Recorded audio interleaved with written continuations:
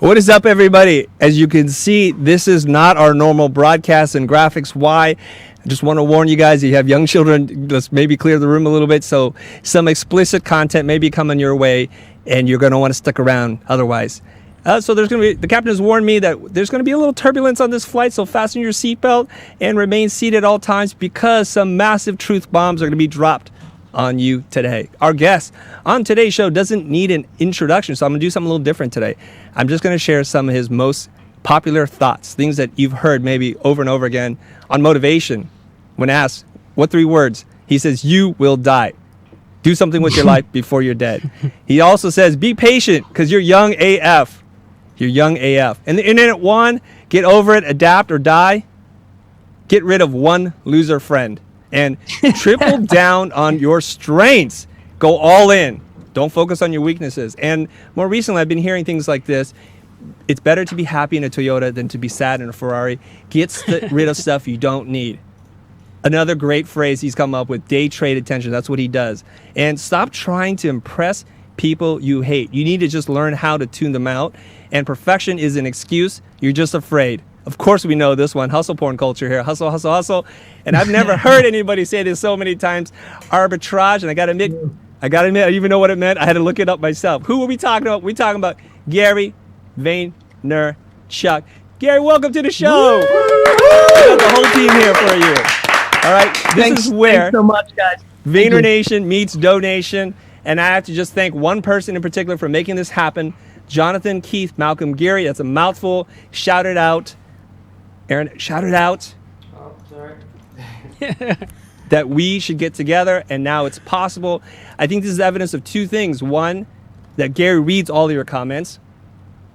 Otherwise, always, there would be no reaction. I really admire you for doing that. And 2, you want something, you got to put yourself out there. You got to be able to risk something to get what you want. Gary, I have so many questions for you and questions coming in from the community, but I know that you're short on time. We only got 30 minutes with you, so I'm talking faster than I normally do. I want to ask you things about your agency, your mindset, the audience, the finances, the family, and the education. I'm going to skip the agency stuff for now because I don't think we have time for that.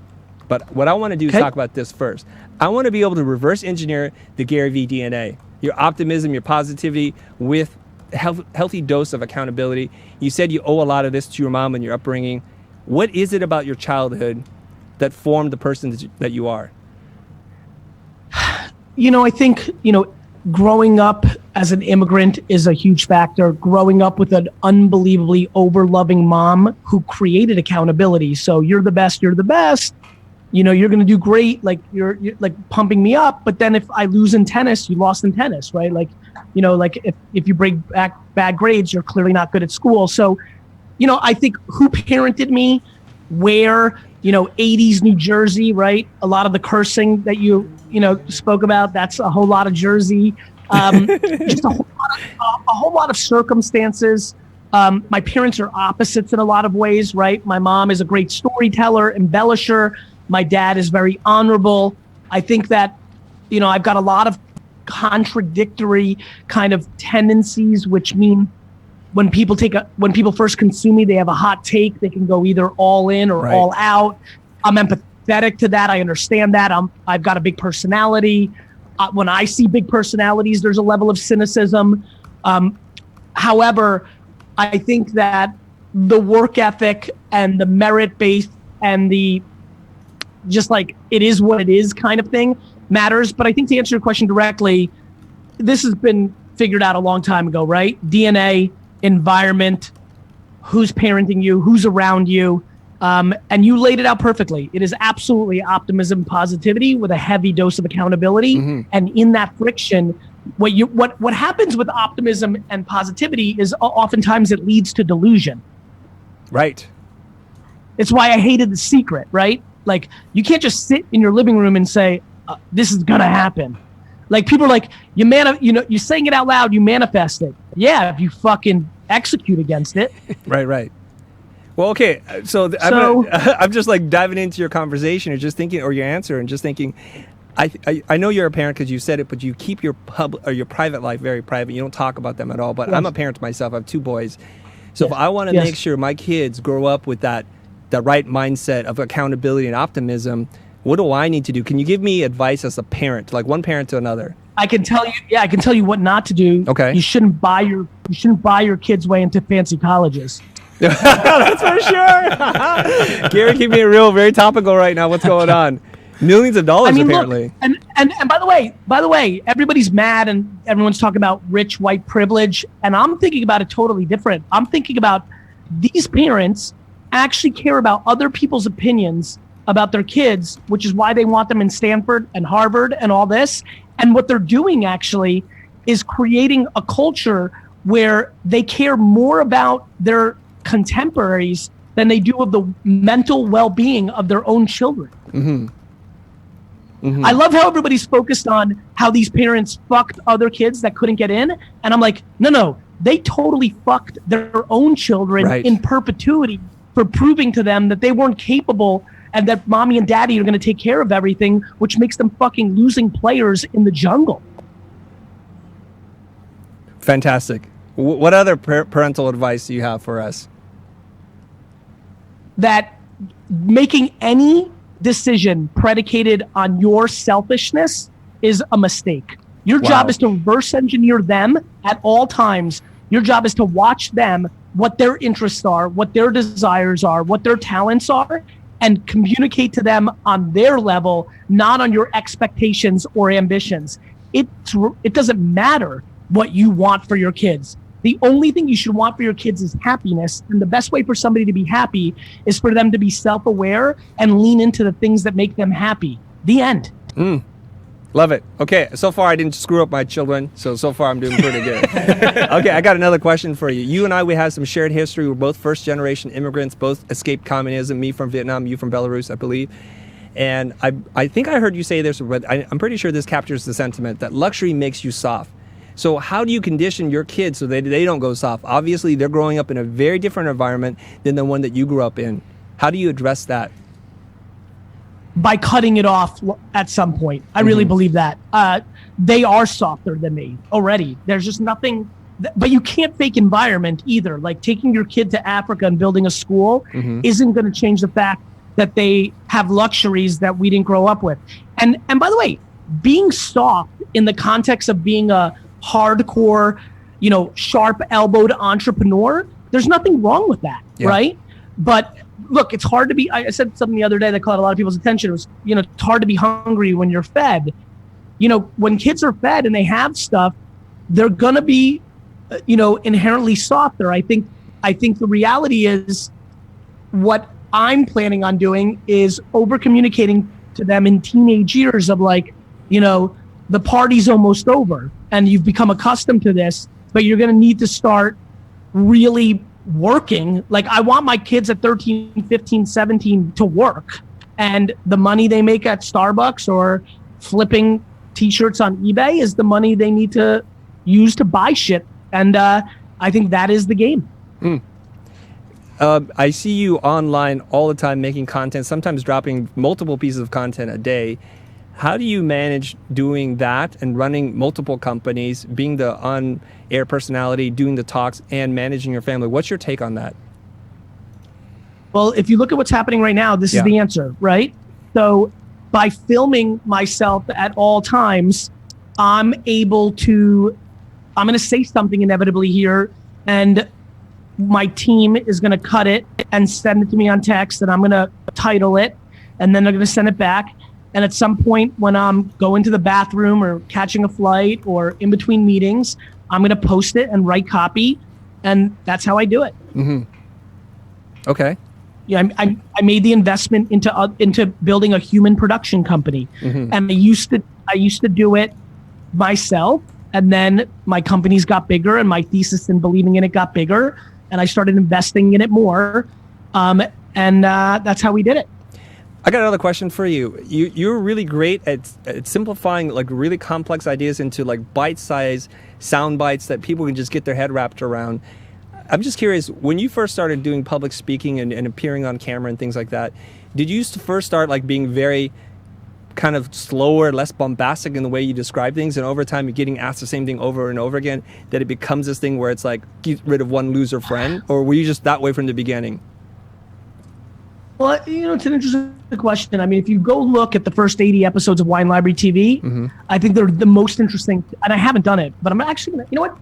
Can we make, I see that a lot of team is watching this right now. Hey, team, I think we should look at the first 86 episodes of Wine Library TV, because I think what was interesting about that was I was so scared to be my full personality, because I had a lot of high net worth customers who I if I was my Jersey, wrestling, hip hop, I kind of kept it conservative, or so I thought, because every time I bring this up, people are like, oh no, in episode 3, in episode 7, in episode 9. So I think over time, everybody evolves. But I was always a pretty clear and good communicator and a storyteller. And I really do think some of my undereducation of reading other people talking led to me forming my own kind of subculture analogy vocabulary that has serviced me super well. Very good, very good. Okay, I know that you're really big on this word, empathy. I want to talk a little bit about your audience. You even started a new wine company called Empathy, or label, right? So I'm just curious, right. How would you describe your archetypical follower or fan? Who is this person? I want to understand who is showing up to the events, who's watching your video, who's commenting, who's engaged with you the most. What does this person look or sound like? It's a person who consumes content on the internet. Let's start with that. Okay. That is because I don't live on television and print and radio, Right. So it's a consumer of modern day platforms, podcasting, YouTube, Facebook, Instagram. It skews 15 to 55. I'm exploding and have done a really good job on LinkedIn. So the age demo has grown. It's probably 65, 35 male. It runs the gamut, because the reality is I talk a lot about entrepreneurship, but even if, we talked about parenting already, and we talk about mindset. And so I think it's people who there's a lot of things. There's people who are looking for motivation, right? Yep. No question. There are people who are looking for practical social media tactical advice and could give a crap about my motivation. I mean, when you read my emails or my DMs, it's hilarious. Like, people are like, Gary, I don't care about how to post on YouTube and Facebook. I just appreciate you put me in the right positive perspective in the morning. I love you. And the next DM is like, I don't give a fuck about motivation, rah, Gary. But I love the fact that if I watch how you post on Instagram and I copy it, it grows my audience, and I sell more flowers in my flower shop. Love Sarah, 49 from New Mexico. So, it's funny. It skews all over the place. I think it ebbs and flows. 45 years ago, I really penetrated corporate America youth.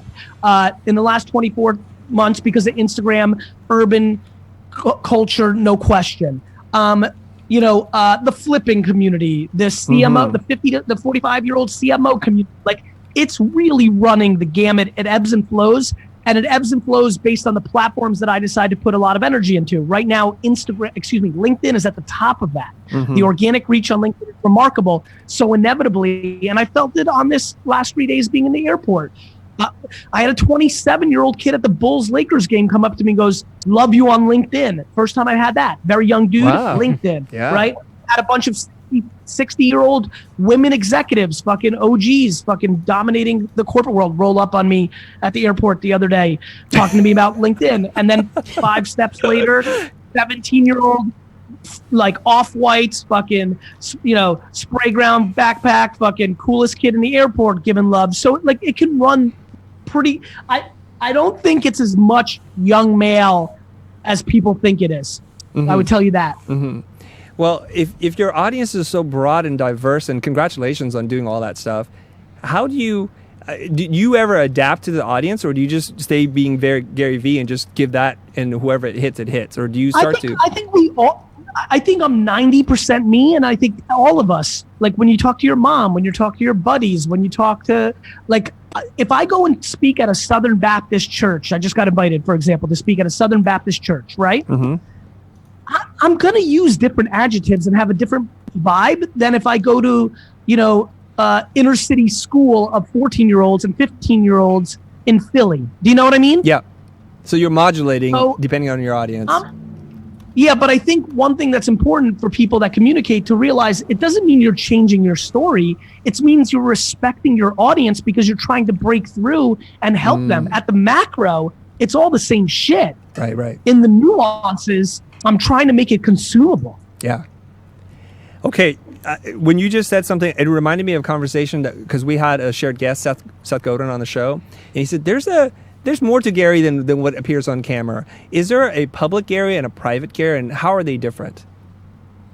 Seth said that Yes, on your show? Yes, he did. That's very nice. Yeah, I mean, look, I think that are you disagreeing with him? Yeah. No. Actually, to be very frank, I'm super flattered, and I appreciate him saying that because he's very respected, and yeah, of course there is. I mean, you know, when the camera's on or when I'm on stage, there's a level of juice that performing brings out of you that's going to be different than me sitting. I just had 2 employees resign in my office an hour ago that have been here for 7 years each, in a very good way. Right. But I'm an executive and a mentor to 2 humans in a room for 30 minutes. That's a different vibe. So of course there's a lot of dimensions, but again, they're nuances. I am who I am in every situation, but the 10% nuances, it's not like I'm a totally different person. I will tell you this, and I promise you, you have a great audience. I have an audience. Anybody right now leaving comments, when people meet me in public, I promise you, nobody has ever said I'm a rude, bad guy and I'm not kind. Yes, I get the same thing. So I think when people talk about, is there a different person? It's not like I play on this world that I'm a cheery, optimistic, nice guy, and then you roll up on me and I'm like, get the fuck out of my face. Like I think a lot of celebrities in the past have done. Yeah. I think what that's referring to is he's seen me operate my business. I've sat down with him and have talked about strategies of books and speaking. We've been in small settings, and he understands that there's a less hyperbolized version of me that I laugh. Since I was 22 years old, for the last 21 years, I have run businesses massively successfully. And you don't do that by being funny on fucking Instagram. Right. Are we ever going to get to see you laugh on camera, Gary? Do I not laugh on camera? Yeah. You don't laugh very often. You're mostly just dropping F-bombs everywhere and telling people to move back home, get rid of stuff they don't need, get rid of their loser friends. It's a pretty aggressive, bombastic, you say things very emphatically. There isn't a lot of room for nuance in some of the things that you say, and I think that's why people are drawn to you. You're making a really good point. And I think this is why I love Daily V, because I think in the vlog, there's a lot of more of that humanity. To your point, short clips on Instagram going viral is the current state of how people see me. But again, if you go watch the videos I made from 2006 to 2009 drinking wine, there's a different version. Right. Yeah, I mean, it's funny. I feel like I laugh, but you're right. Like, one thing that just ran through my mind is, God, man, this is really interesting where you just took my mind. I feel an enormous, and I'm not even kidding, I feel an enormous sense of obligation of the attention that I have right now in bringing value and helping people, because it's selfish and selfless. Like, there's nothing more amazing than somebody admiring you because you did something nice for their life for free. Yep. Versus you being able to run fast, or you're super pretty, or you can catch a basketball. Do you know what I mean? I know exactly what you mean, and I feel it. I really do. And I can see that once people get beyond some of the bombastic things that you say, that there's this whole other side, this very generous and selfless person who's really trying to help.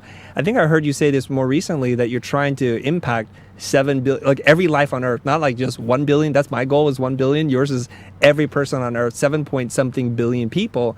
And then they're seeing like this is coming from something else. This is a different place, that the rewards and the fame come from this, but there's a deeper motivation here, is for what I'm hearing. It feels nice. Yeah. It feels nice to, like I don't need the micro internet fame. I don't need I don't need shit, man. I don't need shit. Like, I don't, like, I'm not, like, I didn't bro, I grew up a businessman. I sold baseball cards and comic books in high school. I didn't need to be popular. I loved being a business. Guys, I was 4 years old before I put out business content. Like, I didn't want to move to Hollywood and be on 90210. Like, I didn't know that entrepreneurship was going to be cool.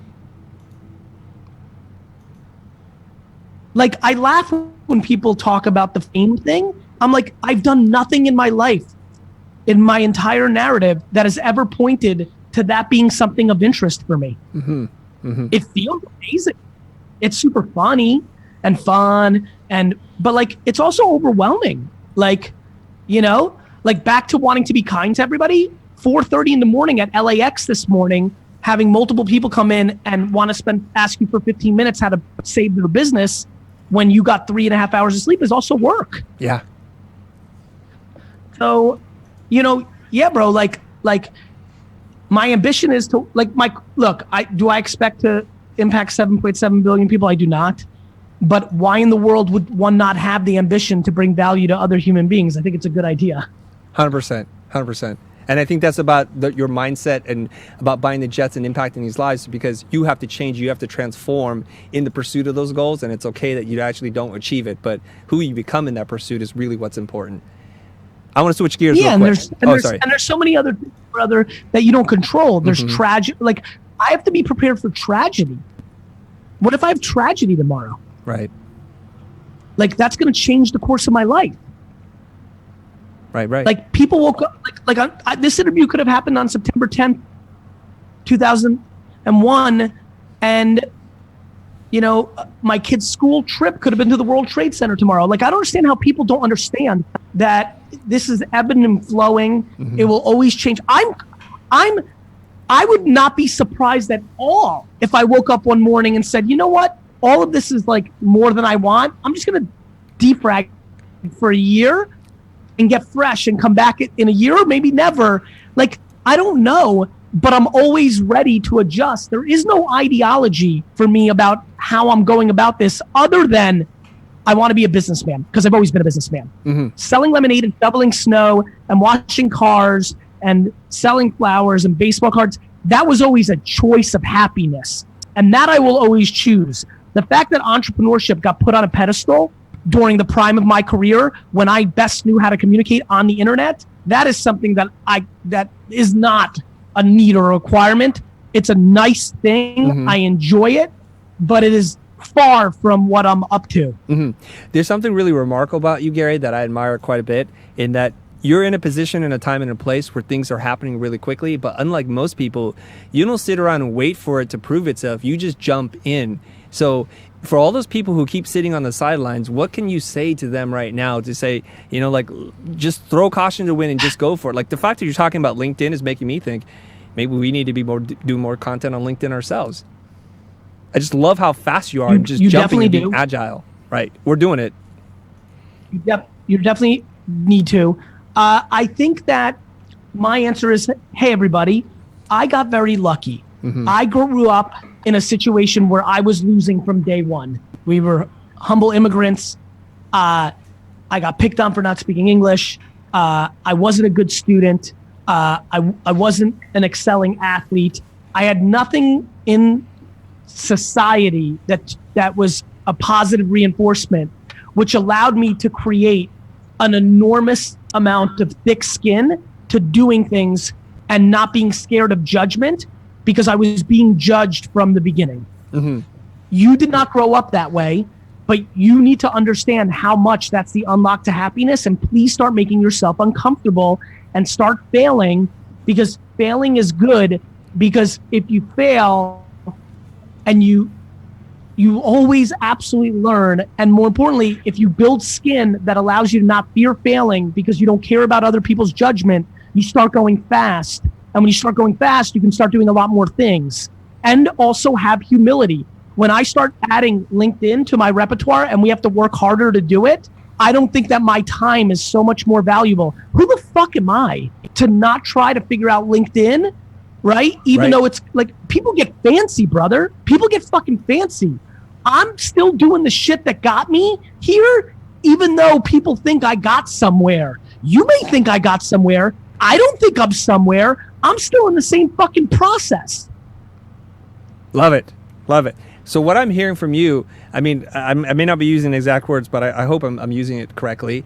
You were saying like you were a loser from day one. You didn't have any kind of marketable social skills in the normal scheme of things while you're growing up. And this made you become very resilient. You're used to this because I think you have a choice, right? Some kids get picked on and they crumble and they cry and they just don't know what to do with themselves. And you were like, you know what? I'm not going to let a single thing that you say penetrate my skin. And over time, that's what you carry with you. It's this invisible armor that you have. And my reaction to people not being nice growing up was to be nice back to them, because from the get, I was gifted with empathy. And as a third grader, I'm like, well, if they're picking on me, maybe their parents are arguing at home. That's wisdom. Yeah, that's weird shit. Like, I don't talk a whole lot about, like, because it's not, I don't talk a lot about the natural things that I have, because they're not teachable moments to others, right?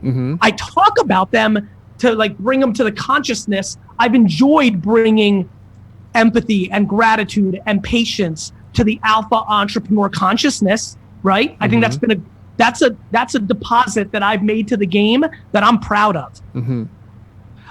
But yeah, I mean, that, yes, you're hearing it right. I'm incapable of giving a fuck about your opinion because you don't know me, and that's that. Like, who the fuck knows somebody? Not even spouses and parents fully know a person. So how the fuck are you gonna know me from listening to 1 fucking minute on Instagram? So when you call me a douchebag or a fucking snake oil salesman or whatever the fuck, I'm not mad.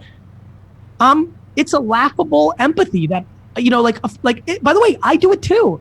I hate Scottie Pippen, but I don't really know Scottie Pippen. Right. I just hate him because he was on the Bulls. Like, and so, like, you know, so that's kind of how I think about it. Like, and then I just wish everybody thought about it this way, because if you actually got really quiet and stopped having any equity in other people's judgment, your life becomes fucking remarkable. I heard you say something on stage where you said, you know what? I can't hear you. And you were kind of being playful with the words. And they're like, what? We don't want to hear you cheer louder, but you're saying I can't hear you because I choose sometimes to tune you out so I can do my thing. Now I want to flip that statement around a little bit. Why is it that people come to these conferences and hear you speak and they ask you the same freaking question every single time? It just kills me. It's like, why can't they hear you, Gary? Because even though they've heard it from me from afar, the one-on-one affirmation is often the thing that people thirst. That's what it is? Because that's my hot take right now, brother. Yeah. That's my hot take right now. Listen, I've heard a lot of things. I've talked to myself. I've lived, and I have aha moments within my own ecosystem when it comes out of my own mouth. So, of course, I mean, we all do, right? Like, there's things that you're finding out about yourself. Literally, you've lived like, how old are you? I'm 47. Right. So, like, don't you find it fascinating that there's things that you are still learning about yourself at a deeper level, in a nuance around a thematic that's been there for 10, 15, 35 years? Yeah, absolutely. Well, so that's it, brother. That's it. I think, you know, that's the beauty of the human brain and just our operating systems. Like, our evolution is pretty remarkably fascinating. And I think we all go through it. And, you know, sometimes, you know, by the way, you're going to love this. The fuck are people going to concerts to listen to their favorite bands and artists play songs they've listened to 740 times on fucking Spotify? Yeah, but I think there's a little difference there. Go ahead. You know, right? Because there's a communal thing. I'm not sure. Is it communal? I'm not because, sure. you know, like when we're there and people are next to you. I think it's communal. Yeah. I think experience matters. Yes. I think escapism.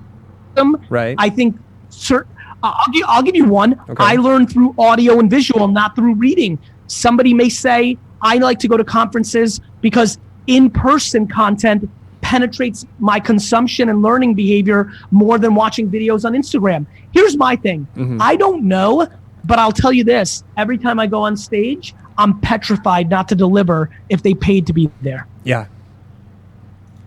I feel that. Well, since you brought that up, I'm just curious a little bit about your preparation process. To get a little tactical here, I just want to know, minutes before or even days before you jump on stage and do your thing, what's your preparation like? Because I'm a public speaker and I aspire to speak on the same level that you do. I'm just curious, what goes on in the mind of Gary Vee? Usually up until an hour before I take the stage, I'm oftentimes not even sure to whom I'm speaking. Okay, keep going. Okay. So here's the way I roll. Yeah. I have 5 to 7 hours worth of things that I'm excited about in my mind that are my points of view of the moment. And then somewhere between an hour to a half an hour before, I speak to the organizers of the event and I talk to them for 5 minutes to get the context on the audience. And once I understand who's actually in the audience, I tailor my 5 to 7 hours through that filter of bringing them the most value based on what I know about them. And then whatever happens on stage is pretty improv of what 45 minutes to an hour out of that 5 to 7 hours comes, and it is completely contextual to the audience.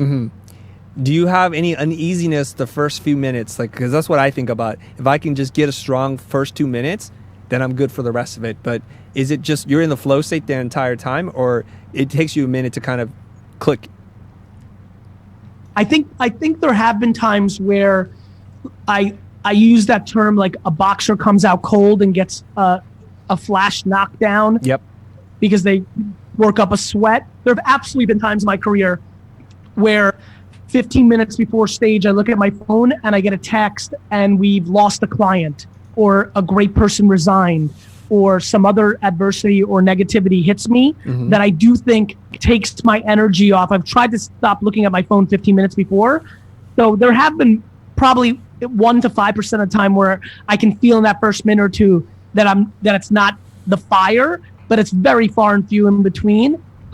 So occasionally, but for the most part, there's no question in my mind that is my most natural talent place on earth. The stage is where I'm absolutely at my most comfortable and best. And is that what you think in your mind? Like, I got to bring the fire? That's kind of an interesting word that you use there, the fire. You know, I use that as a slang term for value. Sometimes I take a very serious note. You know, I use fire as a substitute for value, right? Perfect. Yes. And so it's not that I need to rah. I actually really, to be frank, don't love to be positioned as a motivational speaker because I think that there's a lot of cynicism around that positioning. Yeah.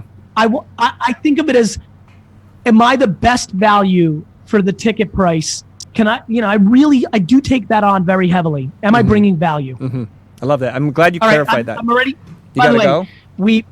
Yes, but like you've been so awesome, and I hated that we didn't only have 30. So I'm gonna give you a 2 minute warning. Like, you want a speed round? Yes, I want a speed round right now. Actually, thank you for your generosity there. There's something I want to ask you about finance, and if you don't like the question, just say next and we'll move on. Okay? I've been curious because you've mentioned being early in as kind of an investor into some really big tech companies. I'm just curious, this is a world that's foreign to me. What's the ROI on stuff like that? Like when you're early in on Instagram or Twitter For me personally, tens of millions of dollars. Based on what kind of investment originally?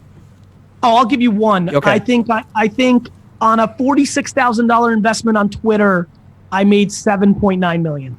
Wow! Woo! Oh my God! Okay, so you got to be good at picking winners, but it's a massive return on investment. There is what you're talking about. Yeah, and I don't talk about the fucking 55 companies I put 50K into that have gone to zero. Right. Okay, here's your next question. You have multiple companies. You're doing lots of different things. I'm just curious right now in terms of what's the biggest contributor to your personal net worth right now in terms of if you just had to do like an Vayner Media. Vayner Media. Okay, that's your agency, right? 100%. Okay, for the people who don't understand what Vayner Media is, can you just tell us in like 10 seconds? What is Vayner Media? It's Mad Men 2019. We take media dollars, like you pay Facebook to run ads, and we take other dollars from clients to make pictures, videos, written words, content, and we try to create business brand building and results for them. Perfect. Last question here. I see you looking at something, so let me get this one out. Since most of our audience is around creative entrepreneurs, designers, that kind of thing, they've asked me to ask this. So what role do creatives play in your companies? How do you use creative people? Oh man, this is going to be fun. And the best part is when you say something consistently, you know that you're not pandering to an audience. Mm-hmm. My friends, creative is the variable of success.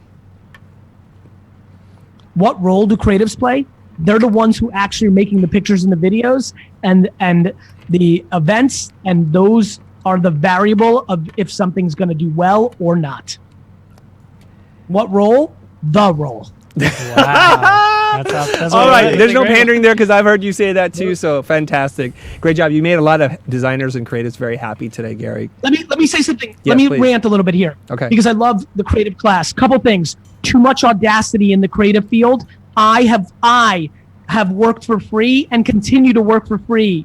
I'll give a speech for free, even though I get 200,000. If it's good for my brand or my business, there's too much ideological audacity from designers, videographers, that if you do work for free, you're not getting your worth, and it's bullshit. It's a very important debate in the industry because, you know, when somebody says, well, I'm not getting my worth, the market decides. Of course, you're not going to do anything for free if you've got 400,000 people lined up paying you $20,000 to paint. But if you have nobody, shouldn't you maybe paint for somebody who's going to give you a lot of exposure so that you can then paint for somebody else? There's a lot of ideological audacity in the creative field that I think could really, and this is not a razz, this is a please debate that. The market, that's your net worth and your hours. Now, doesn't mean do shit for free. It means that if you ask 98 people to paint or videographer or design for, and they all say no, maybe now it's time to maybe do something on spec. Love it. Gary, do you have to run? Or is this it for us? This is it for us. Love you guys. Okay, See ya. thank you very much, Gary. Ladies and gentlemen, Gary Vee has left the building. Thanks, Scott. Okay, thank you, Gary.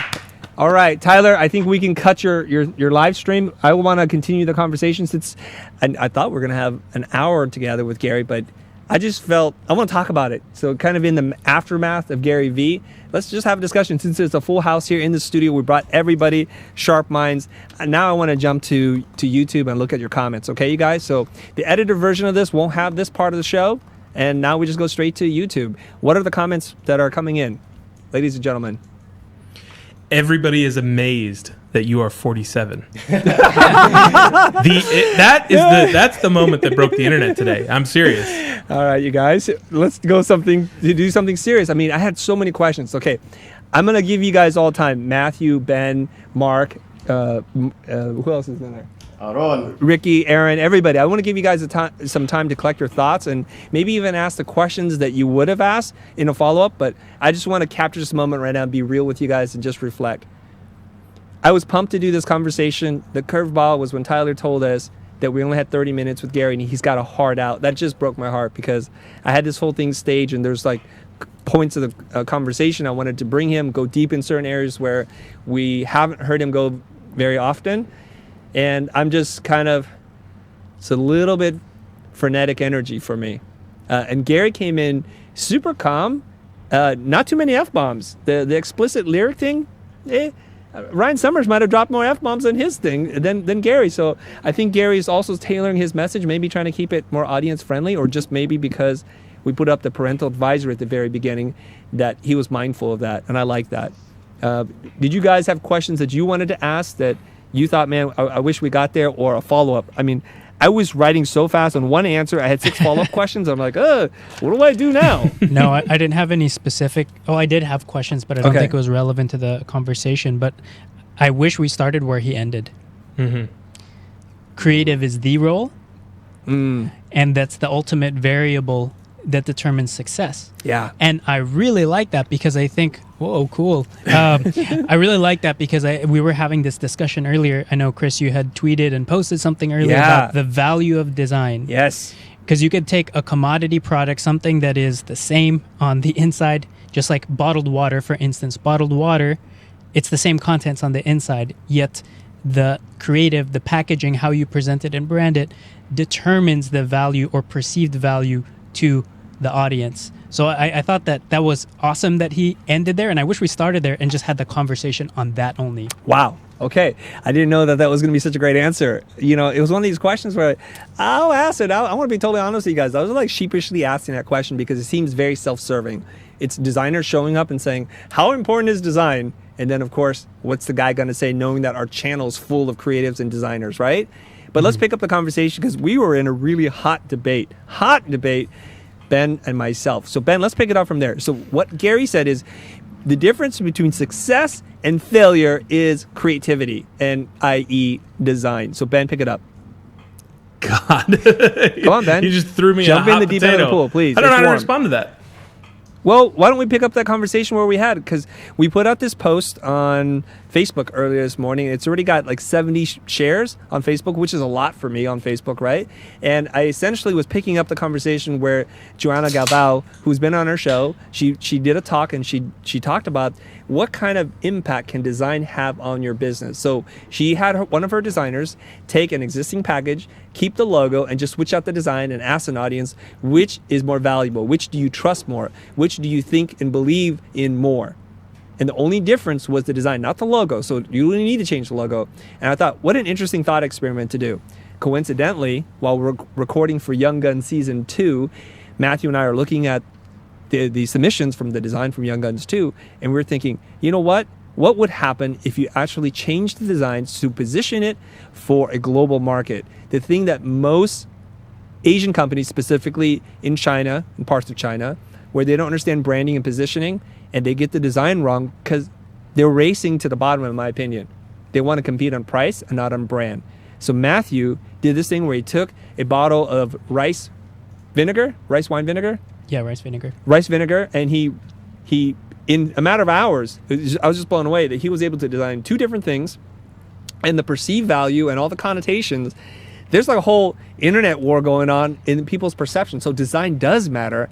The question is, does it add value or is it just stirring things up? And then there are issues about appropriation of Asian culture, the whiteification, the globalization of authentic products, and how making it feel global took away from it. And I dispute much of that, but let's talk about it, Ben. Yeah, I just think that design should impact value, but good design shouldn't be equated with better value. Meaning a lower price product should be well designed. It should follow principles and stuff like that. So that was kind of my whole argument. I think your argument was, does design determine value? And we kind of went around and around on this, but ultimately, here's what we all want. We want something that's well made, that's well crafted, that somebody has paid attention to it. And we just made the analogy and the kind of, for argument's sake, when you go get your car washed and you see a person washing that car, lovingly detailing every nook and cranny and taking out their toothbrush and getting into the rims, you feel really good inside. You feel like, wow, you've taken care of my car in ways that I would never do. Conversely, if it goes through one of those speedy washes and it just gets hit with water and soap and it comes out the other end, it's still dripping with water, you're going to say, well, that experience wasn't great. You didn't show the attention and care.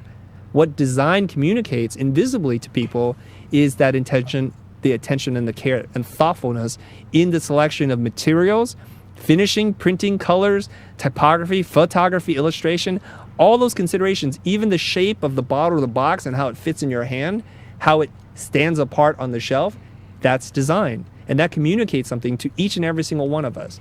Because without design, then it's all commodity and it's a race to the bottom. Don't you think, Ben? That's a lot for me to take in all at once. Right, we'll take it all in, buddy. You're drinking from the fire hose right there. Ben will not know how to respond to that. So, okay. Well, why don't we just hit a pause on that? Is there anything else that we want to talk about, that specific issue, or Gary just being on the show? First of all, I want to appreciate everybody that's tuning in live today to watch, all 1,000 plus of you guys. I thought we were going to break our record. We did not break it today. I was a little surprised given how big Gary is on social media. But maybe it'll have a huge lift afterwards. And do me a favor, guys. If you enjoyed the conversation, if you've enjoyed the kind of content we've been making for you and giving it to you for free, please do me a favor right now and hit that like button, because there's 1,000 of you in here and I only see a paltry 1/4 of you guys hitting that like button. It helps in terms of the Google or YouTube search engine, all right? As Ben would say, smash that thumbs up button. Smash that like button, please. Okay, let's continue the dialogue. Mark, Aaron, and Ricky, whoever else is in the room, what did you guys think about the conversation? Is there something else that you want to dive deeper or you wanted to challenge? now that Gary's not in the room anymore? I had a question. Yeah. Yeah, I really wanted to ask him what he thought about how schools can incorporate creative entrepreneurship in a curriculum. And I think I know what he would say, but Well, let's I wanted pretend. to take- Yeah, I had that and about 35 other questions to ask him. I just didn't know how to sort it in and not break the flow, right? Right. So Mark has a great question, and it's a little self-serving because we are an education platform. We are teaching creatives the business of design, and we want to empower you through knowledge. So we wanted to see what his take on education was going to be. How do you think he would have responded? Anybody that has a point of view in that, go ahead and share. I think he would probably leverage people that are already doing it now and then have them be part of that curriculum, whether it's inviting them to the schools or baking that into what the teacher's curriculum could be. But I'm not sure how that could work effectively. Yeah. Okay, I'm going to do my best interpretation of Gary, and it's probably going to be totally wrong. I admit that, because I just don't know him that well. And some of his answers surprised me, if I'm being honest. I think he would say, we have to kind of assume that everything that you're going to be taught and learn in school is already way outdated, and in the space in which he lives in, like, how can they even respond? Like, if he says today, LinkedIn is a new platform and this is where it's going, you have to be that fast to adapt. How is a school going to respond to that? How can they possibly keep up? And if we're living in the now, in the moment, and understanding things and being very light on our feet, I just think the dogma, the traditions, the conventions that are hard baked into school, there's no way that you can keep up. So I think one of the things is learn business fundamentals in school and then unleash the kids into the real world. Unleash them. Just let them go. Let them run wild and figure it out in the real world to see how things work. Other thoughts on this? No? Not hearing any? Okay. What other questions would you want to ask, Ben? I was just going to say, I've watched Gary Vee for forever, and I don't think that he would support any kind of curriculum in schools about entrepreneurship. Mm-hmm. I just don't think so. I think that he's a hardcore believer in entrepreneurship isn't learned. It's something that you're born with, and then you figure out the tactics as you go. And it's just that, like, dog with a bone, you just don't let this thing go. Yeah. I think one of the questions that I asked that I wanted to go a little deeper in, but I was just feeling that the burning clock of time on my face here, was when he was talking about his archetypical follower fan, did you get a clear picture of who that was? I felt like it was all over the place. I felt like he was talking about a young person, an old person, a person in transition, male, female. I just wanted to know, like, who is his ultimate fan? What do they look like? What do they sound like? What do they think more appropriately? I think he answered that it evolved and has changed, and it's different per platform. So I don't think that it's the same per platform. So I think that's how he was trying to summarize it. That's why he was jumping around, because he's thinking about all these different platforms, from YouTube to Facebook to Instagram to LinkedIn. They're all very different people. Okay. So it was.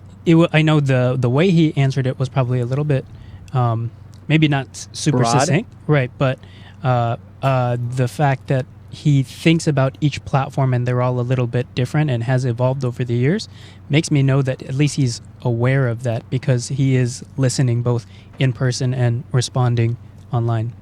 Yeah, so see, usually when somebody tells you, like, they have this broad audience or they're going to tailor their message to that audience, that's fine. But tell me one audience that you're tailoring it for. So if you're talking about Muslim women that are 30 years old who are trying to start their business in a third world country or a developing country, then I'm like, oh, I get a sense of who that person is.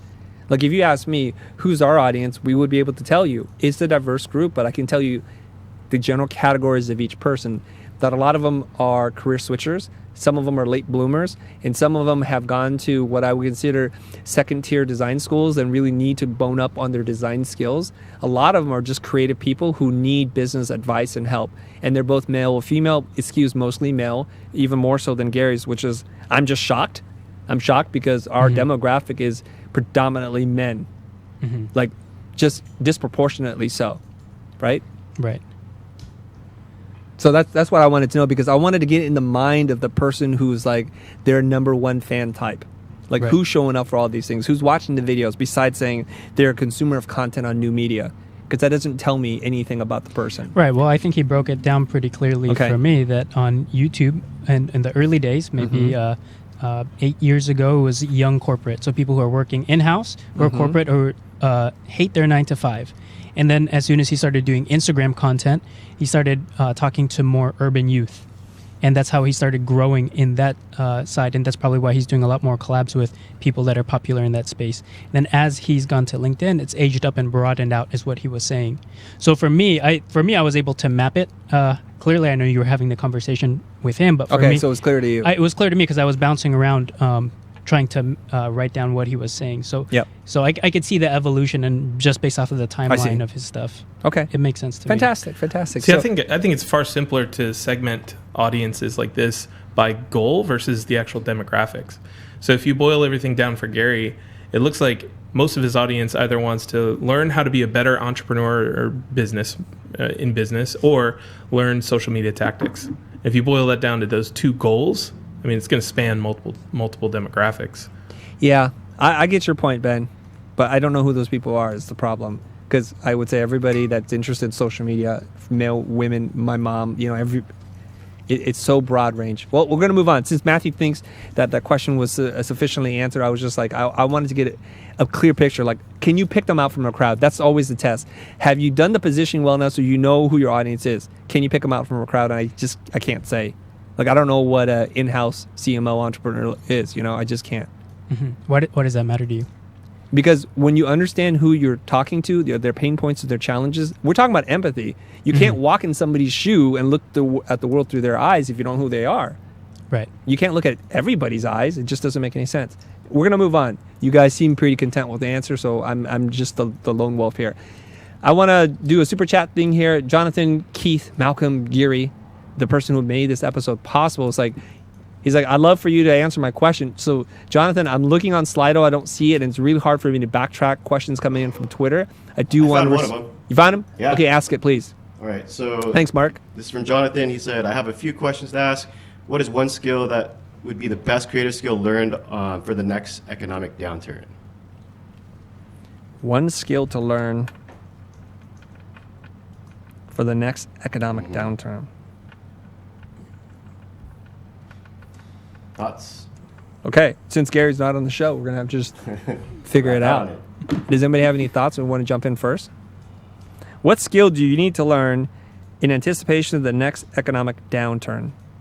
So there's some kind of financial crisis. It's probably the student loan bubble crashing on our faces right now because people can't afford education anymore and they can't pay back their loan, so it's going to go down in the toilet. What's going to survive? What are the necessary skills or jobs that are growing right now? And I think he means it specifically in design also. Yeah, in design. Yeah, so I can't say robotics programming or something that nobody here knows how to do, right? Anybody? Honestly, the best protection that I can think of is diversification. So if you can diversify your revenue streams across many different types of revenue, whether you're in a service company doing service for clients, and then you're also selling products, and you're also teaching classes, and you're also speaking, having that diversification means if one goes down, the whole ship doesn't sink. So in order to do that, you have to know how to sell. You have to know how to sell yourself, and you have to know how to sell products and all that kind of stuff. So learning how to sell will enable that diversification. Right. Yeah, I wanted to piggyback on top of that. I think for all of you guys, and I've been in this position for a long time where I'm just sitting in the seat kind of making stuff, and then the work is being fed to me. Until I've gotten into like more upper management, client-facing positions where I have to go out and actually find work, that changed everything for me. So whenever we do have these weird lulls in the industry or in our company, we have to find ways to go find new work, new opportunities. And I think having done that through many, periods of recession and stuff like that, that's helped me figure out, well, this opportunity's dried up. How do I find the next one? So I just wanted to piggyback on that. So if you guys aren't actively selling, if you guys aren't actively finding the opportunities, but rather they're being fed to you, I think that's the number one skill that you need to figure out is how to find the next opportunity. All right, I'm going to go Maslow's pyramid right here, hierarchy of needs. When the bottom comes out, the top comes crumbling down. You get back to basics. You need to eat, you need shelter, you need food, you need clothing and sex, and that's what you need. So if you do something in those spaces, you're going to probably be okay because you can't live without them. Literally, you cannot live without them. And one of those things is I think you need to learn, you need to grow, you need to expand as a human being in any way, shape, and form. So if you're in the education space, if you're in the entertainment space, I think you're going to be okay. For example, books have not gone out of style. Now, maybe the printed book is going to go that way. I don't know. But the information, the knowledge that you share within books, the stories, or the way you make somebody feel with the words that you write or say, I think that's going to be protected against machine learning and artificial intelligence, and I think you'll be all right. You can disseminate this information in new modern platforms like Twitter, on Instagram. You can write an ebook. You can do an audible book. You can just read it. You can produce videos like the one you're watching right now, and that's okay too. Is that okay? Jonathan? Yeah. We'll have to assume it's okay. Mark, were you listening for him? Yeah, I'll check it out. All right. Okay. So there's another super chat thing here. It's just somebody appreciating us from the Archimedes Effect. Thank you very much. I know you're a consistent watcher and contributor to the channel. Appreciate you, man. Appreciate you very much. Design as content versus design setting up the context. Love it. Yeah, there's some two things that I want to cover. I'd like your take, Chris, on the very last thing he said about spec work, free work. Okay, you saw my face. Here's the hot potato. Here it comes. Right. Here it comes, ladies and gentlemen. For the 918 people that are remaining in the show, it's going to get real right now. So, Matthew, do you want to phrase it as a question, or you just want me to riff on it? Yeah, so the question is, Gary says, the creative community has the audacity to say, I'm not going to do work for free. And then the Chris Stowe position is, I'm never going to do free work. I'm charging $50,000 for my logo. So they're in conflict. Right, they're in conflict. I mean, I know he had some nuances there that he was working out, and I know you have nuances as well. Yeah. I just want you to respond to that because you guys seem like polar opposites on that scale. Yes. Before you do, Chris. Yes. I want to define some terms. Yes. So we have working for free, and then he also dropped a term called spec work. Yes. Those are so different. I just want to define those before we get into the opinions. Okay. Well, the term spec, it means speculative, that you do work in anticipation of getting more work or work that is not certain. And the reason why the terms are used pretty loosely is because, probably historically speaking, spec means to do something in anticipation of getting paid for it. Now, it could also mean just working on your portfolio on a fictitious project. So let's delineate the two so that we're clear with our terminology. What Gary was advocating for is if you don't have a line of people at your door paying you top dollar to do what you want, it is better, in his opinion, to do a couple of projects for free for somebody just so you can get out of that funk, so you can do something and grow and learn in the process, which I technically don't really have a big problem against, right? Now, there is actually more crossover between our two different opinions. Now, I'll tell you, if you want to boil me down to like one short bite-sized phrase, I would say never, ever do free work for people. Never, if you can avoid it. Now, it's easy for me to say because I'm now out 24 years of school, right? It's been since 1995. So I've saved up enough money, I've built up enough of a portfolio, and I've met enough people that that's not going to be a problem for me. But I want to be sympathetic. I want to be empathetic to the people who are living in a smaller market or who just the culture doesn't value what it is that you do. It's going to be a little tougher for you to do than for me to say, and I recognize that. So my one compromise here is this, is that if you're doing something new, something you've never done before, I don't mean a style, but like a kind of project or assignment. Like if you're a print designer and somebody gives you an augmented reality challenge, yeah, I've never done that before. Then I can say, like, you know what? If they're not going to buy off on your bid, I say that you can reduce your bid from 50% on down to free if necessary. The first time we did strategy here, and this was just 5 short years ago, I threw it in as value add. They already paid me for the work, but I wanted to do strategy for them. So I threw that in for free as value add. And I got a lot from that experience. I got a lot of confidence. I saw the results, and I was able to go back and resell it to the next person for $10,000. And that's how I did it.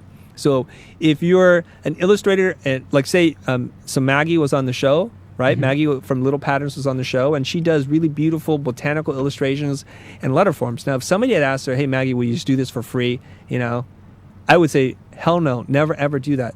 But if somebody had asked her to like do a clay sculpture and that's something she's never done and she really wants to do it, yeah, go ahead and do it. It'll expand your repertoire. It'll build your portfolio and it'll teach you something. And sometimes the experience is more valuable.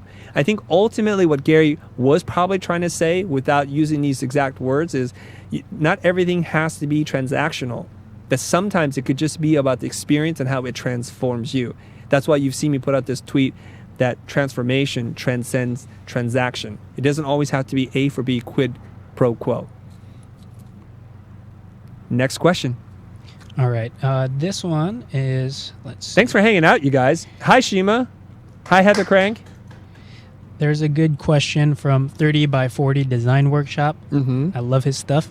He's awesome. He's like the Oh. Chris Doe of architecture. Oh, really? Yeah, he has great content. Check out his stuff. But Okay. he asked, Chris and team, what's your take on Gary's document versus create mantra? So for those of you guys who don't know, he feels like Gary's position is that he feels like people are getting too caught up in creating beautiful things and they're not actually doing, and they're waiting for perfection to put it out there, where he's saying, forget all that, just document what you're doing right now, and that's your content. Okay. So what's your take on that? He just wanted to see Yes, where yes, we yes. align on that. Okay, so this is very interesting. I think our worldview is generally reflective of how we live our life.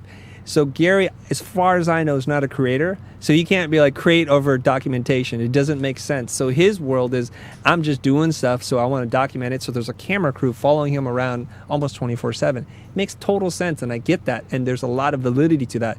But maybe I would like to say this. Here's my nuanced version of it.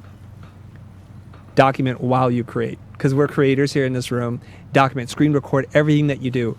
Those of you guys in the pro group have heard me say this, and you've heard me say it on other episodes.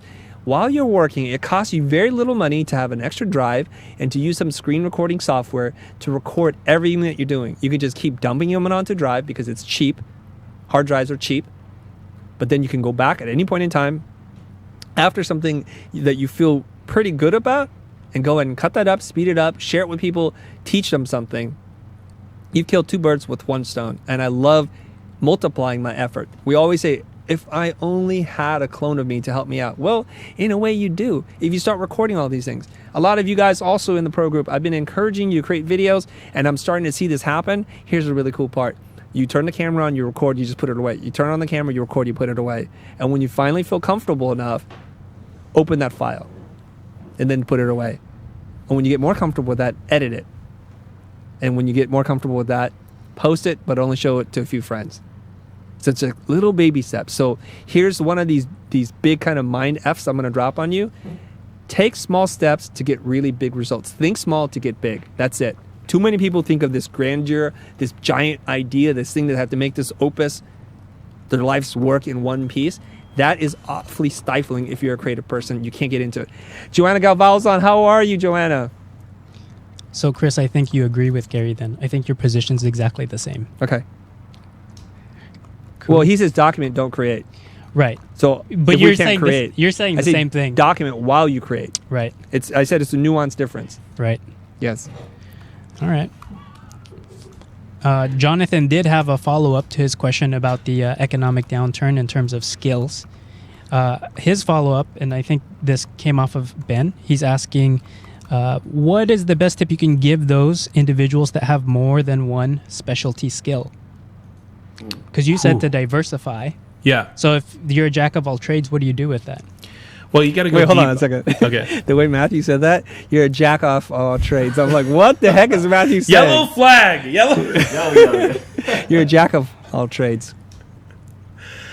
What I meant was not to diversify your skills. So I wholeheartedly believe you should go deep on one skill. That you want that T shape in your skill set. And really what you want to do is you want to take that one skill that you do very, very, very well and find multiple ways to monetize that. So if you're a logo designer and you're a great logo designer, there are logos that you've designed in the past that the client didn't pick or the client didn't use. So can you salvage pieces of that and sell them somewhere else on a stock website or create your own website and sell them on Instagram? Can you use the creative process of you getting there to create content for social media and monetize that way? What I meant by diversification is to monetize what you do already in many different ways. Mm-hmm. Is that a sufficient answer, Matthew? Yeah, I think so. Unless Okay. Jonathan wants to come Move on. back. All right. I want to say hello and thank you to Dow Design or Dow Sign. Love what you all do here. About to become a sustaining member of Donuts Donation. Hashtag, baby. Hashtag. Psh. And we're getting a lot of suggestions on how to make this video go viral with the title of You Won't Believe How Old Chris Doe Is. I don't think anybody's searching that. Mark, no, they're not searching that. The Google They're searching it algorithm now. isn't working. Mark, there seems to be like a double microphone pickup. You're sounding like a robot. You guys got to figure it out? It's these two. Yeah, you're too close together, right? Here. So when you talk, move a little bit farther away. Okay, next up is, thank you very much, CL Garcia. Thank you. All right, let's keep going. Systems learning. Okay, I don't know what's going on. What's another good question or comment or just a funny thing? Derek Elliott's like, I'm a closet fan of working for free. Hey, man. Derek, you got to love who you are. Just come out of the closet, baby. Just go for it. Work for free. Let's see. What else we got? I'm reading all these old comments. Yeah. Gotta scroll all the way. Joe says, dig that hole, flagged. Whole Doug. Shima had a question earlier on. Okay. It was directed directly at Gary Vee. We'll try. But she asked Gary what he thinks about people being PC and overly sensitive about everything. Ooh. That's going to be a Gary Vaynerchuk question. Ooh. Yes, it is. You know, surprisingly, as emphatically as he says things and how on edge he is about certain things, and he's very clear about what he thinks, he's also surprisingly empathetic and sympathetic. Because I'm going to give you guys a little story that you might have missed this on Twitter. Because when we posted, we're going to have Gary Vaynerchuk come on the show, the people who follow me and our fans were not thrilled about it. They're like, no, Chris is the real deal. You don't need Gary. You don't need this. And Gary came back, not with an angry response, but hey, all respect to Chris and what he's doing. They provide tremendous value. I'm just trying to do the best that I can. And that person responded back. It's like, that's how you respond with class. That's how a real human being responds. And I love that. I got to say, if you threw that comment at me, I might not have the maturity or the emotional whatever to respond in the same way, you know, because you've been pushed around in your life. You learn how to fight back. And I have to like work against my nature. The dog sees meat, the dog bites. That's it. Whenever we see Chris running out of his office holding his keyboard like this, like a sword, we know it's on. Keyboard warrior. Here we go, baby. Now, you know what? The real visual is I'll be holding my phone like this. And you'll see me bounce back like a boxer, like, oh, you gonna get it now, buddy. You're gonna get it right now. Wait. Take that. That's a left jab or something like that. Okay. Anybody else? Hello from Portugal. Hello, hello.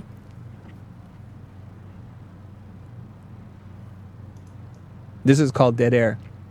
I've got 5 people reading comments. Anybody want to read one comment or say something? Daniel Parker says that he's never heard you drop the F-bomb. It's not going to happen, Daniel It's Parker. not. Never gonna Is this happen. Daniel Nope. Parker, our friend from the UK? Yes, sir. What's up? The question was, did we pay Gary? I got a question from Yeah. Becky. I was looking for that. Somebody asked, I don't know who, did we pay Gary to be on the show? Yes, we paid him with our attention. Next question. Fire him fast and furious, you guys. I'm in a mood. I got one. So Pablo asks, I'm growing as project manager, and I'm trying to niche down at being good at managing creatives. Do you think that's a good option? You're a product designer. You're trying to manage creatives. Is that a good option? Project manager. Project manager.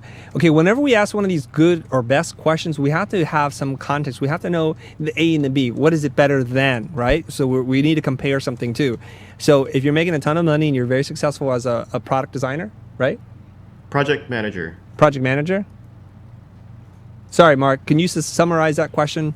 So maybe I didn't listen. Yeah, he's currently a project manager. He wants to switch and be good at managing creative people. It's pretty Isn't specific. that the same? It's like, I get up in the morning. Should I get up in the morning? Yes, you should get up in the morning. A project manager doesn't imply one thing or the other. I mean, you're managing people. So is that, when you use project manager, are you saying you don't manage people or you don't manage creatives currently? It sounds like he's trying to become better at it. So I would just say yes. Okay, thanks, Mark. Yes is your answer. Next question. Done. So Robert was going to ask about work-life balance with Gary Vee. I know he works a lot, and from me watching his content, I know that he reserves Saturdays and Sundays as family days, and that's pretty much the only extended period of time that he's with his family. And tossing the question to you, Chris, how Yes. do you manage that balance? How to manage the work-life balance thing? Yes. You guys have heard me say this before. I don't believe in work-life balance. I don't believe in making compromises. So the way I get around that usually is I try to do work-life integration. I try to integrate my work so it's like my life and my life like my work. So my son, my youngest son, who's 12 years old, he goes to work with me. He's homeschooled now, and we do a lot of things together. We travel together. He's been to the Philippines. He's been to Bend, Oregon with me. So that's my little dude, and we hang out together. And that's when I'm most happy and when he's happy, because I want to be around him all the time. And my wife and my other son too, in a way, they contribute to my learning, and I spend time with them and I study them and I see kind of their challenges. And you guys have seen I post things about my life and my wife and my kids, and my wife has been a big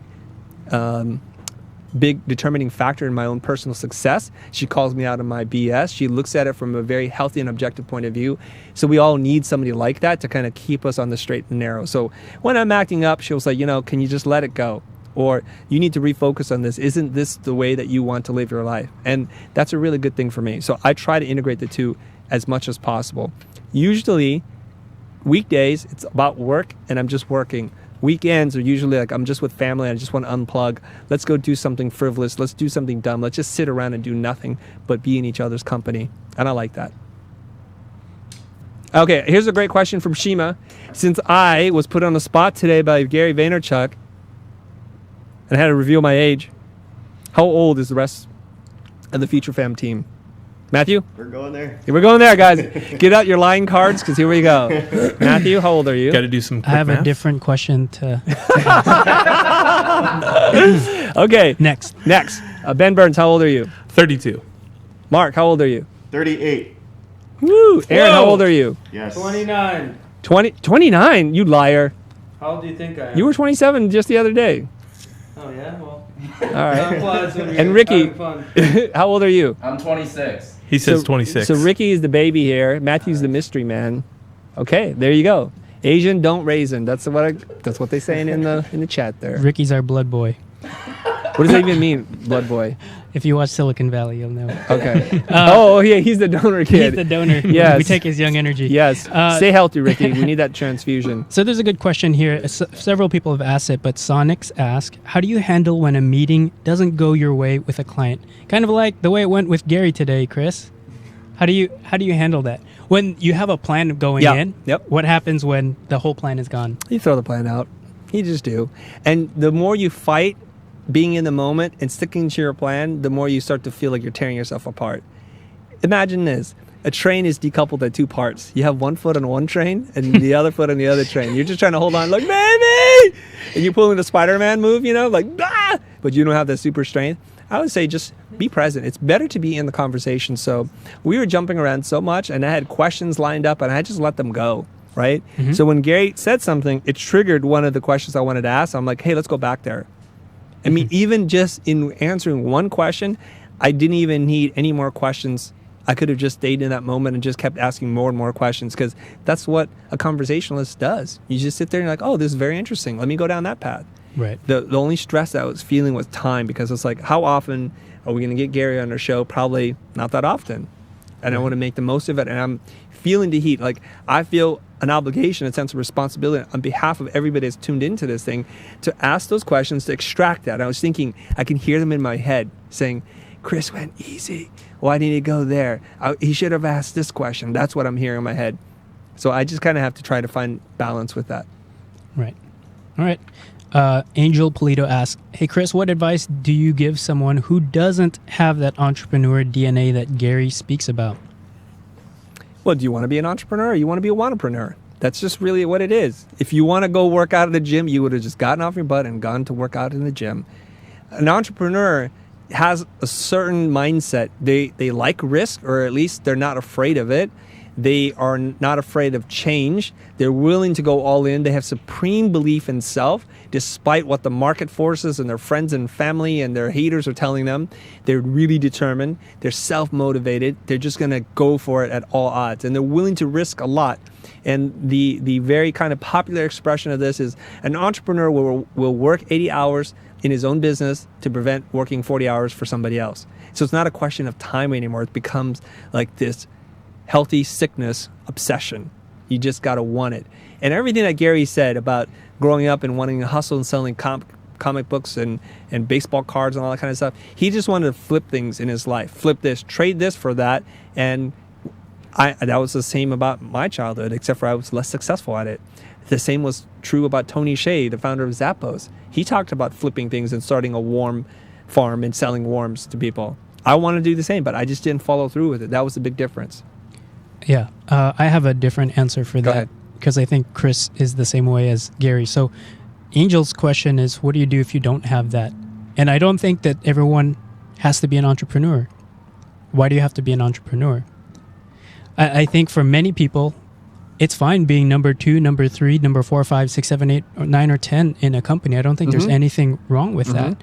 You know, not everybody's cut out for the risk, and that's totally fine. Not everyone's cut out to be a leader. That's totally fine. Everybody has their own thing of what brings them joy, what brings them happiness, and what they're really passionate about.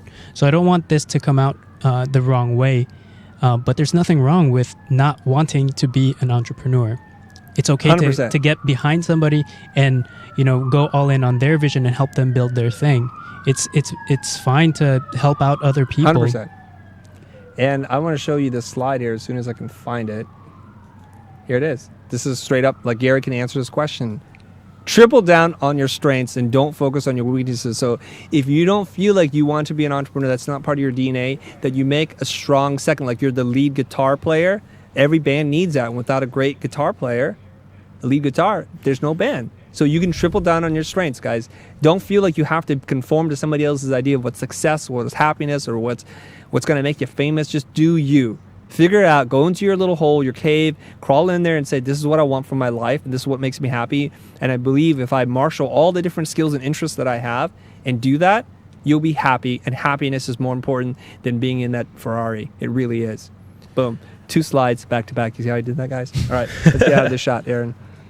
I also ahead. I also want to add in here.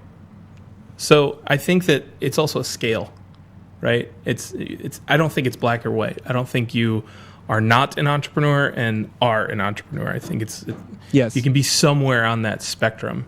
Yes. And I think that for those of you guys who don't want to go full hardcore, there's a really special place in the side hustle.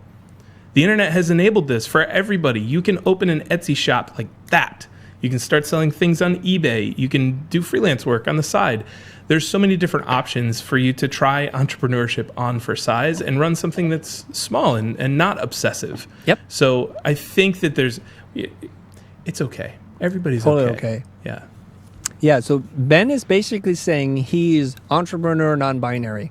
Yeah. Yeah, just trying to do that. You guys hashtag entrepreneur non-binary. That's me. There we go. Okay, Jamie Montano is asking, after Gary, who's next on the guest list? And I have my list. My list would include probably 2 people right now.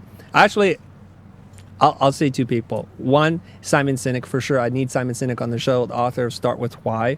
I've seen him speak live in person, and he's an amazing speaker. I would love to have him on the show to complete the trifecta. And I want to have Dwayne "The Rock" Johnson on our show.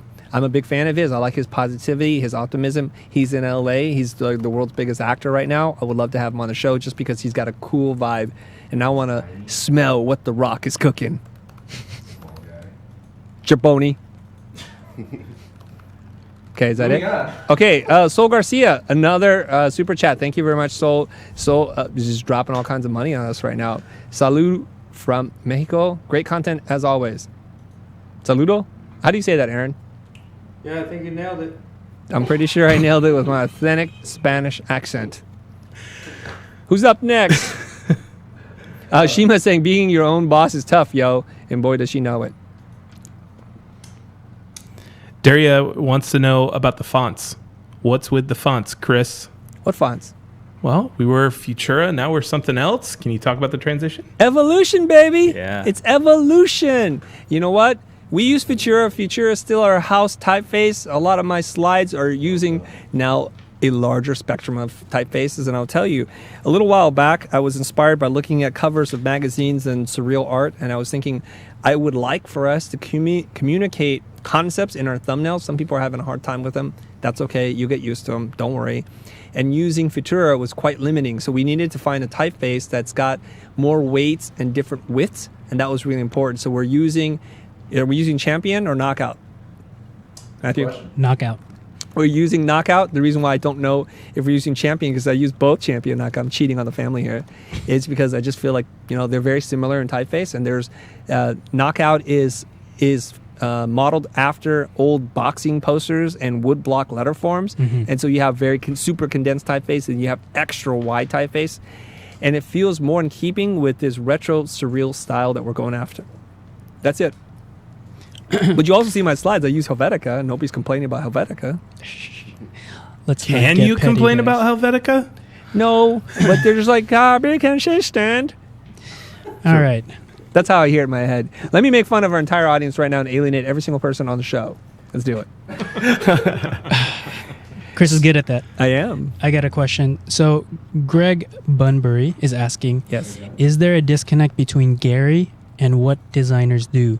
His offerings is based largely on content, but design is about problem solving, and the challenge is realizing that in an oversaturated industry. So I think it's a very long-winded question, but the question is, design is one thing and content is another thing. Is there some kind of disconnect, or where is the relationship between the two? No. Okay, here we go, guys. Lean in on this. Thank you for sticking around with us for as long as you have been. 853 of you guys staying strong with this. And let me just say this, is I think you have a narrow definition of what design is. Design to me is a novel solution that solves a problem, period.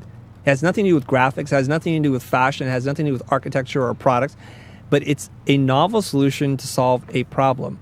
If you define the problem as a communication problem, you can use design to solve that. To say, like, if we want to speak more authentically and connect to a specific audience, how do we do that? Well, let's bring in some designers and let's write copy. Let's figure out the tone and the voice of our company, our messaging. What's our value proposition? So you design that. That's what designers do. I think, unfortunately, too many of us have a very small and myopic view of what design can be, and I think that's an artificial limitation on your growth, your creativity, and your potential value in the marketplace. So please hear me now, talk to me later, Hans and Franz. You got to hear that, okay? Design is much broader than that. So when Gary is doing content, and if you look at the content from Vayner Media, the single largest contributor to his net worth, as he said on the show, they're essentially an ad agency, Mad Men, for 2019. If you look at the work, it's they're running campaigns, much like the old agencies. That's what they're doing. And they need creative people to make that for them. All right.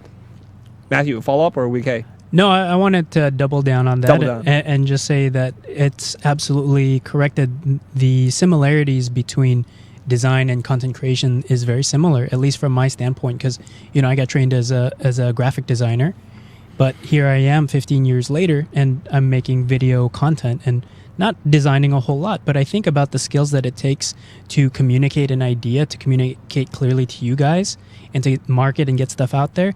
These are all compounded effects. These are all compounded things that have developed from my early days of understanding the purpose of design and what it can do. And now that permeates through everything that I do in terms of my process for writing, content creation, and everything that we do today. So I just wanted to piggyback on that and say it's all related and it's not separated or isolated for me at all. Okay, fantastic. Sophie M. O'Connor in the super chat asks, I am of the belief that expertise is an outdated and unhelpful term far too people use in our ever-changing world. Too many, probably. Too many. Yeah, there's a word missing there. What are your opinions on this? Look, I don't want to dice words here, you guys. If the word experts bothers you, then don't use it. I think experts connotes a level of experience, knowledge, and a certain amount of time spent doing something. But in this very fast-moving world, I don't even know if experts is a term you can use anymore, because you could be a LinkedIn expert because you know 1 hour worth of information more than me. So to me, it's just a short form for people to identify what it is that you do. So if you say I'm a LinkedIn expert or I'm a YouTube expert, then people say, okay, they have their own ideas to what that means. You can then expand on that and say, well, I've helped to grow 10 channels from X to Y and talk about the results in which you've achieved. Because otherwise, I think it's all just a label. And until you want to have a larger conversation with the entire public, which I don't have that kind of influence, I don't think we're going to be able to change the language. Now, can we offer a different word to use besides expert? What word would you use? I'm a social media ninja? I mean, does that help? No. They're all just labels, and they all carry certain connotation to it, right? Mm-hmm. So that's all I got. Yeah, Chris, I yes. have no baggage on that. Go ahead. I was just saying, somebody said, you should write a book. I know. Get off my back. I'm writing the book right now, guys. I'm writing the They book. want the update. They It's want almost- the update. Oh, the update. Yeah. Okay, for everybody that funded the Kickstarter project, A Pocket Full of Dough, we have a first draft done. I've written, I think, somewhere 160 pages of information. When I say 160 pages, don't get carried away here. A lot of them are just a few words on a page and an explanation about what the big ideas are. I'm a big ideas person. I'm not a writer kind of in the traditional sense where I'm writing, selling per word. I'm trying to condense it down as tightly as possible. So the book is coming out and it's being worked on. In fact, Min is hard at work in the other room right now working on the very layout. So Min, if you're listening to this, thank you very much. Angel Acevedo. What's up, Angel? He's the guy who created the God is the Designer hat, which I have right here. I was going to wear that hat, but not today. Here for a 6-pack for the boys. Great job today. Team Dough for E. Is that forever? Probably. For E. For E? For E's a jolly good fellow. Okay. Thank you very much, Angel Acevedo, for liquoring up the boys. All right. Let's do 2 more questions. Let's get out of here because I'm tired, you guys. I'm tired. Somebody suggested David Goggins for the show. Oh, That's Jesus. Great yes. idea. Yes, he's I got love such David a Goggins. cool story. Who is that? He's a Navy SEAL, endurance athlete. This is the guy that Ultra marathoner, Yeah. Iron Man, everything you could lost think like of. 100 pounds twice. Yeah. Yeah. That guy's got He what? 100 crazy pounds twice? backstory. Mm-hmm. He's insane. No, I know who he is, but would you say he 100 pound? He lost 100 pounds like twice. What does that mean? He gained it back. Gained it back and Well, lost that's it not again. much of a bragging point. I've gained. That's hard, I've man. lost 35 pounds 4 times. Okay. That's hard. It's hard to do once, man. It's definitely hard to do 2 times in a row. Yes. Well, if we're on our last question now, Chris, can you highlight your takeaways from the Gary Vee conversation today? Top 3? Always bringing us back. Man. Oh my God, Matthew! You want me to summarize I love a wild ride? I don't know if I can, guys. Because What about one? Well, excuse me. Give me a second then, because I'm not in the. Yeah, we're usually in the hot seat. Summary. Good turn. I'm not ready there, you guys. Come on. How the turntables. Yeah. Ben, can you say that, please? How the turns How tables? the turntables. Spin. Fool me once, you can't fool me twice. There's an old expression here in Texas where, no, I don't know. Well, for me, I think the number one takeaway, which I mentioned earlier, is creative is the role. Creative is the variable that's going to determine whether or not your product or project or service is going to be a hit or not. I think that's the big variable. So I think that was a very empowering message. I know it's pretty broad, but I think that's awesome. We live in a commodity world where there's just more and more of everything, more competition. And I think creative ways to connect the dots, unexpected ways that people aren't used to receiving and doing it with your lens, I think is the most empowering message that we got today from Gary. Yeah. Okay, so my thought on this is that if I want to be more like Gary Vaynerchuk, if I want to be more like these successful leaders that are out there, I just got to get comfortable with being uncomfortable. And I think there's just too much kind of like parenting, helicopter parenting, wearing kid gloves and just cajoling everybody and just telling them little things and supporting all the time and getting 2nd, 3rd, and 4th, and 5th, and 6th place prizes. I think after a while, you kind of numb people to failure. And I think failure is a necessary ingredient for growth and success. So if you cheat people from the feeling of failure, when they feel it for the very first time, it's going to be so foreign, it's going to be a shock to their system, they're not going to know how to respond. So then we design our lives around putting ourselves in situations where we can never fail. And when you never fail, it means you've not taken a single risk in your life. You're just repeating patterns from the past. And you guys know this. You're not defined by the past. The future is what you make it. Let's get out of here. Let's throw up the screen. And thank you very much for tuning in, everybody. And now we're on the black screen. Now we're on my desktop. Aaron is totally having a meltdown.